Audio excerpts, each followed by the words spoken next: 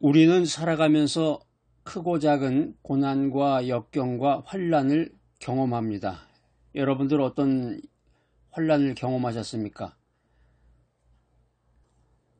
살다가 보면 갑작스럽게 경제적인 어려움을 당할 수도 있고, 어떤 관계에서의 갈등이 생길 수도 있고, 갑작스럽게 병원에 갔더니 건강에 문제가 생겼다. 또 사색 가운데서 삶의 방향을 잃어버릴 때가 있습니다. 우리들은 이런 어려움 앞에서 좌절하고 낙심합니다. 성경은 고난과 역경과 환난이 인간을 무너뜨리는 것이 아니다. 반대로 인간을 성장하게 해주는 그 도구가 되는 것이 고난과 역경과 환난이다. 이런 말씀을 해주시는데, 로마서 찾아볼까요? 한번 로마서 5장 3절로 4절 말씀입니다. 우리가 환난 중에도 즐거워하나니 환난은 인내를, 인내는 연단은 소망을 이루는 줄 알미라. 성경에 보면 이 고난과 역경과 환난이 인도하는 세 가지 길이 있다고 그럽니다. 첫 번째 길은 환난은 인내를 이룬다. 우리가 겪는 환난은 인내를 키워준다는 거예요. 인내는 우리를 강하게 만들어줍니다. 두 번째, 인내는 연단을 이룬다. 연단이라는 말이 이제 경건이라는 말로도 풀이가 될 수가 있는데, 인내는 경건을 키워준다. 경건이라는 게 뭐예요? 하나님과의 깊은 관계를 말하는 것입니다. 세 번째 길은 연단은 소망을 이룬다. 소망은 하나님의 약속과 사랑을 믿는 것입니다. 소망의 결과 부끄러움을 가져오지 않는다. 하나님의 소망은 부끄러움을 가져오지 않습니다. 하나님의 소망은 우리를 든든하게 만듭니다. 하나님의 사랑이 우리 마음에 부어주신다. 하나님의 사랑은 우리 마음에 성령으로 말미암아 부어집니다. 하나님의 사랑은 우리를 채워줍니다. 고난과 역경과 환난 속에서 하나님이 나를 어떻게 성장시키는가? 고난이 주는 세 가지 성장의 기회인데요. 자, 오늘 첫 번째 메시지, 고난은 나의 믿음을 단련한다. 야고보서 1장 2절로 4절 말씀입니다. 내 형제들아, 너희가 여러 가지 시험을 만나거든 온전히 기쁘게 여기라. 이는 너희 믿음의 시련이 인내를 만들어내는 줄 너희가 알미라. 인내를 온전히 이루라. 이는 너희로 온전하고 고비하여 조금도 부족함이 없게 하려 함이라. 여기 성경 중에서 이제 주요 단어 두 가지, 시험과 인내가 나오는데, 시험은 이제 헬라어로 페이라스모스라고 하는데요. 페이라스모스. 단순한 이 어려움이 아니라 믿음을 단련하는 연단을 의미합니다. 인내라고 하는 것은 헬라어로 휘포모네인데, 휘포모네. 이게 단순히 견디는 게 아니라 견디면서 성장한다, 견디면서 나아간다, 이런 의미가 포함이 되어 있습니다. 페이라스모스, 시험인데요. 이 시험의 의미와 목적이 있습니다. 시험은 믿음의 시련이다. 시험은 우리의 믿음의 강도를 시험하는 것입니다. 이 믿음이 제대로 된 믿음이냐? 제가 주여 믿습니다 그러는데 시험이 다가오면서 이 믿음의 강도를 측정하는 거죠. 그러니까 믿음이 강하면 시험을 이길 수가 있다. 또 인내를 이루기 위해서, 시험은 인내를 키우기 위해서 주어지는 것이다. 인내는 결국에 믿음의 사람을 강하게 만든다는 것입니다. 시험을 대하는 올바른 자세는 무엇인가? 모든 기쁨으로 여기라. 시험을 만나면 기쁨으로 여겨야 돼. 시험을 만나면 스마일, 웃으면서 반갑게 환영을 해야 된다. 왜냐하면 이게 말도 안 되는 소리죠. 시험 만날 때 누가 이렇게 그걸 좋다고 박수를 치면서 춤을 추겠어요. 그러니까 성경도 어떤 때 읽어보면은 굉장히 진취적이에요. 그러니까 이 인간의 생각이 하나님의 지혜를 따라갈 수가 없는 거죠. 시험을 만나면 기쁨으로 여겨야 되는데, 왜냐하면 시험은 믿음과 인내를 키워주기 때문이다라는 것입니다. 그건 이제 시간이 지나서 나중에 가서 알게 되는 것이고, 일단 시험이 닥쳐오면은 쉽지 않죠. 인내가 온전하게 이루어질 때까지 견디어내라. 시험을 견딘다고 하는 것이 인내가 완전하게 이루어질 때까지 해야 되는 것입니다. 시험의 리절트는 뭐냐? 완전하게 한다는 거예요. 완전. 시험을 견디면 내가 완전하게 된다. 완전하다는 것은 하나님의 뜻에 따라 살아간다는 의미입니다. 시험의 결과 부족함이 없다. 시험을 견디면 내가 부족함이 없게 됩니다. 하나님의 은혜, 하나님의 사랑이 가득가득 충만하게 채워진다. 이렇게 성경은 말하고 있습니다. 여러분 골드 아시죠? 금덩어리. 요즘 이제 금값이 이렇게 막 천정부지로 이제 막 치솟는다 그러는데 요즘은 어떤지 모르겠네. 예전에 애들 100일 때나 돌 때면 이제 금반지에서 이렇게 주곤 하는데 금값이 이렇게 올라가지고 어떻게 하는지는 모르겠습니다. 이 금은 불에 타지는 않지만 불에 넣어야 순수해진다는 거죠. 같은 방식으로 우리의 믿음은 시험에 들어가야 순수해지고 강해집니다. 어떤 목수가 목수라는 게 나무 전문가죠. 쉽게 말하면 나무를 다루는 전문가. 이 목수가 나무를 강하게 만들기 위해서 아이디어를 생각해냈대요. 그래가지고 나무를 강한 바람에 노출을 시켰습니다. 그러니까 나무가 막 바람에 강하게 막 휙휙 막 흔들렸지만 나무는 웬만해서 이게 꺾이진 않죠.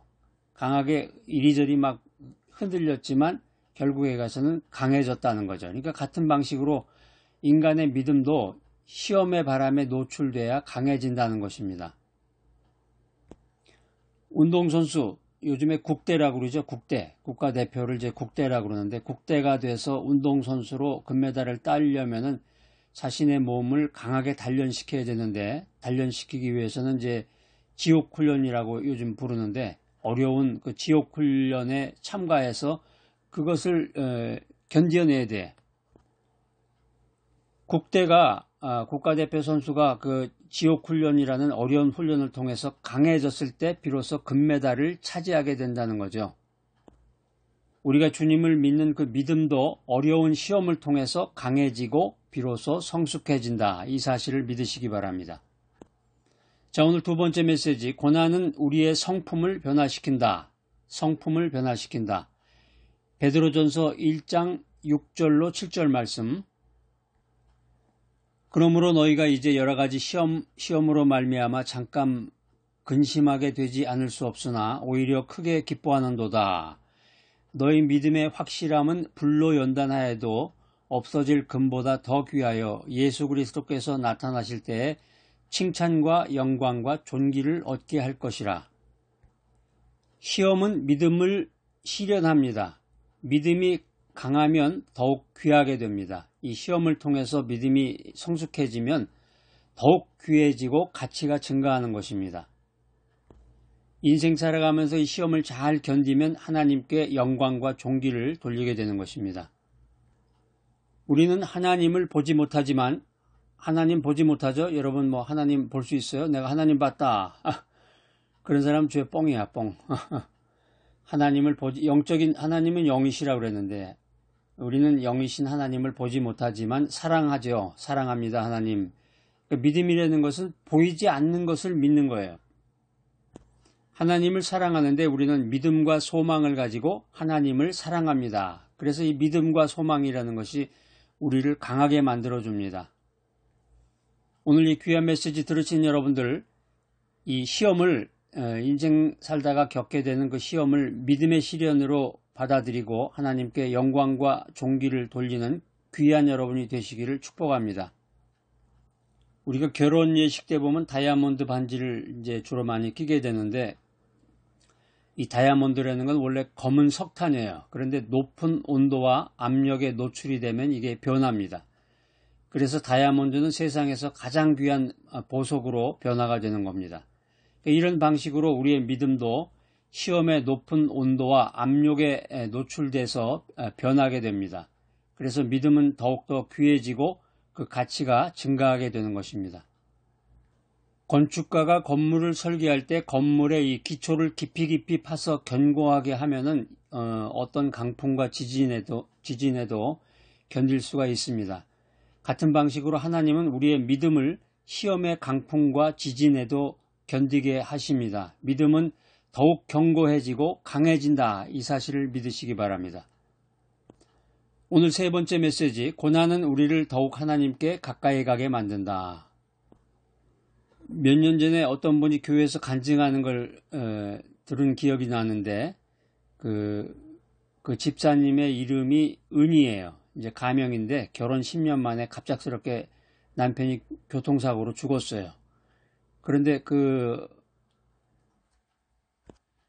그분에게 그 두 어린 아들이 남겨졌는데 갑자기 의지했던 남편이 갑자기 교통사고로 죽으니까 얼마나 그 인생의 상실감과 그 어려움이 있겠어요. 경제적인 어려움도 있고 삶이 무너지는 것 같은 그런 생각을 했을 겁니다.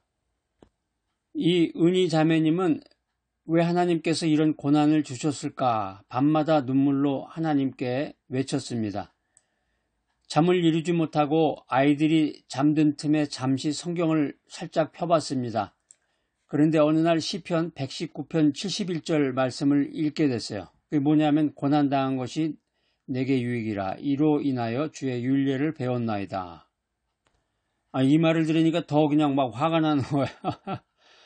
아니 고난당한 것이 유익이라니. 지금 남편이 갑자기 교통사고 당해가지고 죽어서 지금 돈도 없고 경제적인 어려움도 있고 애들 둘을 키워야 되는데 이거 어떻게 해야 되나. 이 성경 구절을 읽고 나서 오히려 충격에 빠졌어요. 고난이 유익이다. 받아들이기 힘들었던 건데 믿음이 있었기 때문에 매일마다 그 말씀을 묵상하면서 기도하기 시작했습니다. 그러니까 성령님의 도우심으로 마음이 조금씩 변하기 시작했습니다. 갑작스럽게 남편이 죽어서 그 슬픔이 여전했지만 그녀는 아이들을 위해서 내가 강하게 모진 마음을 먹어야 되겠구나. 강하게 해서 뭔가 무슨 일이라도 해서 살아갈 공리를 해야 되겠구나. 이렇게 생각하면서 교회에서 그 바이블 스터디를 시작했습니다. 그런데 그 과정에서 하나님의 율례, 사랑, 인내, 믿음 이걸 배우게 된 거예요. 시간이 지나서 몇 년 후가 돼서 이 은희 자매님이 이 지역사회에서 그 홀어머니들, 솔로들을 돕는 작은 모임을 열게 됐는데 자신이 갑작스럽게 당했던 그 고난의 사건이 다른 사람들에게 위로가 되는 것을 보고서 감격했습니다. 은희 자매님은 간증에서 이렇게 말합니다. 고난은 저를 깨웠어요. 하나님의 말씀으로 고난이 저를 새롭게 했지요. 그 어둠 속에서 저는 빛을 찾았답니다. 시편 119편 71절 말씀, 고난당한 것이 내게 유익이라 이로 인하여 내가 주의 율례를 배우게 되었나이다. 이 고난이라고 하는 것이 우리 인생에 어떤 역할을 하는가, 나를 괴롭히게 하는 반면에 내게 유익하다는 것입니다. 두 가지 역할을 동시에 해줘요. 고난이 나를 괴롭히지만 내 인생을 어렵게 만들지만 하나님의 계획에는 유익한 역할이 있다는 것입니다. 그래서 고난은 우리에게 유익을 가져다주고 고난을 통해서 결국 성숙해지고 강해진다. 이 사실을 믿으시기 바랍니다. 성경 말씀을 통해서 보니까 고난을 통해서 무엇을 배울 수 있는가? 주의 법을 배운다, 율례를 배운다 그랬는데 고난을 통해서 우리는 하나님의 그 법을 배울 수가 있습니다. 하나님의 뜻이죠. 하나님의 뜻은 우리를 지혜롭게 하고 올바른 길로 가게 한다. 고난의 결과 우리는 겸손한 마음을 갖게 됩니다. 고난의 결과 우리는 하나님께 더 가까이 나아갈 수가 있습니다. 고난이 결국에는 우리에게 감사와 희망을 안겨줍니다. 고난과 역경과 환난을 성장의 기회로 삼으시기 바랍니다. 오늘 메시지는 고난학 개론이네요. 고난학 개론이야. 이게 고난은 우리의 믿음을 단련해서 하나님의 사랑과 긍휼을 배우게 해준다.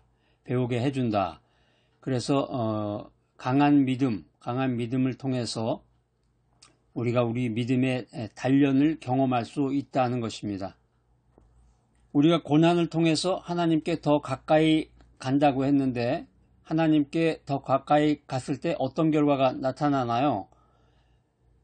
하나님께 더 가까이 갔을 때 네 가지를 우리가 살펴볼 수 있는데, 첫 번째는 평안과 안식을 경험한다. 우리가 고난을 통해서 하나님께 더 가까이 나아가게 됐을 때 첫 번째, 평안과 안식을 경험한다. 두 번째, 하나님의 사랑과 긍휼을 깊이 이해할 수 있다. 세 번째는 인생의 의미와 목적이 명확해진다. 네 번째, 감사와 희망이 넘친다. 이 사실을 여러분 기억하시고 오늘도 하나님께로 가까이 나아가는 귀한 여러분 되시기를 축복합니다. 전능하시고 사랑이 많으신 하나님 아버지, 우리는 인생살이 하다가 때로는 고난과 역경과 시련 앞에서 낙심하게 됩니다. 그러나 오늘 주님이 주신 이 말씀을 통해서 깨달음을 얻습니다. 고난과 시련과 역경은 나를 무너뜨리는 것이 아니라 나를 더 강하게 만드시는 하나님의 도구임을 믿습니다. 주여, 나의 믿음을 단련시키시고 성품을 변화시키시고 주님께 더욱더 가까이 나아갈 수 있도록 은혜를 베풀어 주시옵소서. 삶의 여러 가지 어려움 속에서도 오직 주님만을 신뢰하는 믿음을 살 수 있도록 인도하여 주시옵소서. 예수님의 이름으로 기도합니다. 아멘.